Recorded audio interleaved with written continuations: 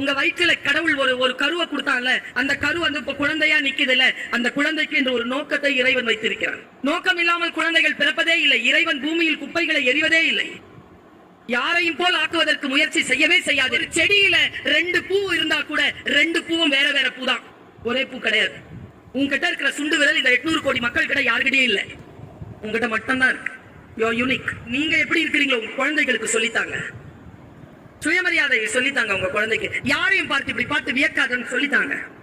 யாராவது இப்படி பார்த்து வியந்துட்டே இருந்தா நான் குழந்தை வியக்கிறவன் வளர்ந்துகிட்டே இருப்பான், இது கீழே பார்த்துட்டு கை தட்டிக்கிட்டே இருக்கணும், புரிஞ்சுக்க சொல்லுங்க. வியப்பது வீழ்ச்சின்னு சொல்லிக் கொடுங்க. புரிந்து கொள்ள வேண்டும், பணிவுடன் நடக்க வேண்டும், கற்றுக்கொள்ள வேண்டும். இதுதான் மாணவர்களுடைய முதல் தகுதி என்பதனை நீங்கள் அந்த குழந்தைகளுக்கு சொல்லியும் சொல்லாமலும் தெரியப்படுத்திக் கொண்டே இருக்க வேண்டும். அவர்கள் கோலோச்ச வேண்டும் என்றால் இந்த தகுதிகள் வர வேண்டும். Don't compare yourself with anybody. It's the greatest insult for your